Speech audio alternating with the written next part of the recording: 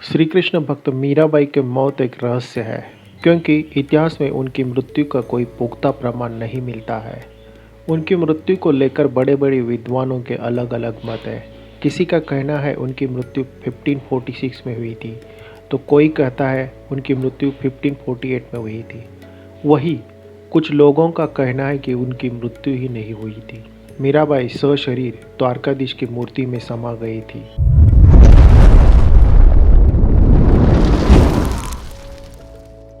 Hello hi दोस्तों, नमस्ते, सत श्री अकाल, आदाब। कैसे हैं आप? स्वागत है आपका हमारे अपने चैनल द एशियंट वर्ल्ड में। आज हम जानेंगे मीराबाई के बारे में और उनके मृत्यु के बारे में। दोस्तों, आगे बढ़ने से पहले वीडियो को लाइक करना मत भूलिएगा, और अगर आप चैनल पे नए हैं तो प्लीज़ सब्सक्राइब द चैनल, ताकि हमारे नए नए वीडियो की नोटिफिकेशन आपके पास आती रहे। दोस्तों, एक तरफ जहां देवताओं की चर्चा हमेशा कारनाम से जोड़कर होती है, और राजा और रानियों की चर्चा हमेशा उनके शौर्य और समृद्धि से जोड़कर देखी जाती है, वही हिंदुस्तान की एक ऐसी रानी थी जो थी तो मानव, लेकिन उनकी बात हमेशा दैवीय महत्व के साथ की जाती है। ये रानी थी मीराबाई, जिन्हें बहुत ही ऊंचा दर्जा प्राप्त है। मीराबाई को कई जगह पर पूजा जाता है और कहते हैं कि उनके आसपास रहने वाले लोगों ने कई चमत्कार देखे थे। मीराबाई मेवाड़ की महारानी थी और श्री कृष्ण भक्ति में विलीन रहती थी। अधिकतर लोग यही मानते हैं कि वह दिव्य थी और श्री कृष्ण भक्त में हमेशा तल्लीन रहती थी।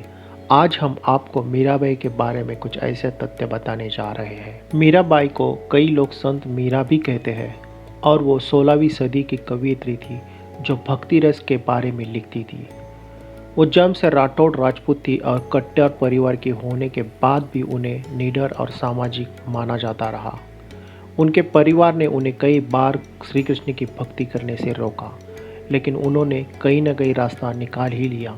कृष्ण की नहीं बल्कि राम की भक्ति के लिए भी प्रसिद्ध थी मीराबाई। मान्यता है कि मीराबाई ने कृष्ण की भक्ति के लिए तुलसीदास से उपाय पूछा था। हालांकि इतिहास में कोई इसका पुख्ता प्रमाण नहीं मिलता है, लेकिन ऐसा माना जाता है कि मीराबाई को जब कृष्ण भक्ति करने को मना कर दिया तो उन्होंने तुलसीदास को अपना गुरु मानकर पत्रों के जरिए उनसे संवाद किया और अपनी दुविधा का प्रमाण मांगा। तब तुलसीदास ने उन्हें राम की भक्ति करने को कहा। तब मीराबाई ने राम को लेकर भजन लिखना शुरू किया। उनमें से एक प्रसिद्ध भजन है, पायो जी मैंने राम रतन। मीराबाई को लेकर ये कथा चर्चित है कि बचपन में जब किसी की बारात देखने के लिए घर की सारी स्त्रियां छत पर गई थी, तब मीराबाई ने अपनी माँ से पूछा कि मेरा दूल्हा कौन है। तब माँ ने वहाँ कृष्ण की मूर्ति की तरफ इशारा करके कहा कि वो है तुम्हारा दूल्हा। तब से मीराबाई ने श्री कृष्ण को अपना पति मान लिया था।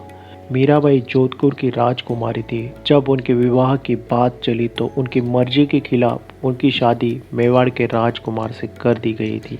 मीराबाई का जन्म राजस्थान के मेड़ता के दूता जी के चौथे पुत्र रतन सिंह के घर हुआ था। ये बचपन से ही कृष्ण भक्ति से रुचि लेने लगी थी। मीरा का जन्म राठौड़ राजपूत परिवार में हुआ और उनका विवाह मेवाड़ के सिसोदिया राज परिवार में हुआ। उदयपुर के महाराणा कुंवर भोजराज इनके पति थे, जो मेवाड़ के महाराणा सांगा के पुत्र थे। विवाह के कुछ समय बाद ही उनके पति का देहांत हो गया। पति की मृत्यु के बाद मीराबाई को पति के साथ सती कराने का बहुत प्रयास किया गया, किंतु मीरा इसी के लिए तैयार नहीं हुई। वे संसार की ओर से विरक्त हो गई और साधु संतों की संगति में हरि कीर्तन करने में अपना समय व्यतीत करने लगी। पति के मृत्यु के बाद इनकी भक्ति दिन भी दिन बढ़ती गई। ये मंदिरों में जाकर वहां मौजूद कृष्ण भक्तों के सामने कृष्ण जी की मूर्ति के आगे नाचती रहती थी। मीराबाई का कृष्ण भक्ति में नाचना और गाना राज परिवार को अच्छा नहीं लगा। उन्होंने कई बार मीराबाई को विष देकर मारने की कोशिश की। घर वालों के इस प्रकार के व्यवहार से परेशान होकर वह द्वारका और वृंदावन गई। वह जहाँ जाती लोग उन्हें बहुत ही सम्मान देते थे। लोग उन्हें देवी जैसा प्यार और सम्मान देते थे। जब उनके ससुराल वाले मीराबाई को विष देकर मारने की कोशिश करते थे तो मीराबाई पर उसका कुछ भी असर नहीं होता था। विष का उनके शरीर पर कुछ भी असर नहीं होता था। कई बार तो उन्हें सांप से कटवाने की कोशिश की, लेकिन इसका भी उनके ऊपर कुछ असर नहीं हुआ था। दोस्तों, आइए जानते हैं मीराबाई की मृत्यु कैसे हुई थी। मीराबाई की मृत्यु को लेकर इतिहासकारों के बीच कई मतभेद है। कोई कहता है उन्होंने द्वारका में देह त्यागी थी और किसी के अनुसार वृंदावन में थी। मीराबाई को लेकर ये लोक कथा प्रचलित है कि उन्होंने देह त्याग किया था, लेकिन उनकी मृत्यु नहीं हुई थी। प्रचलित कथा के अनुसार कृष्ण जन्माष्टमी के दिन मीराबाई घंटों तक कृष्ण मंदिर में नाचती और गाती रही और उनकी भक्ति को देखकर पूरा माहौल दिव्य हो गया था।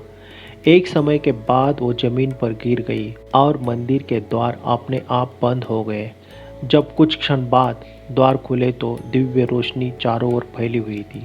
लोगों के अनुसार उस वक्त बांसुरी की मधुर धुन बज रही थी और मीरा की साड़ी कृष्ण की मूर्ति से लिपटी हुई थी। मीराबाई मरी नहीं, बस कृष्ण की मूर्ति में विलीन हो गई थी। इतिहास में भी उनकी मृत्यु के बारे में कुछ ठीक ठाक नहीं लिखा है और उनकी मृत्यु का कोई ठोस प्रमाण नहीं दिया गया है।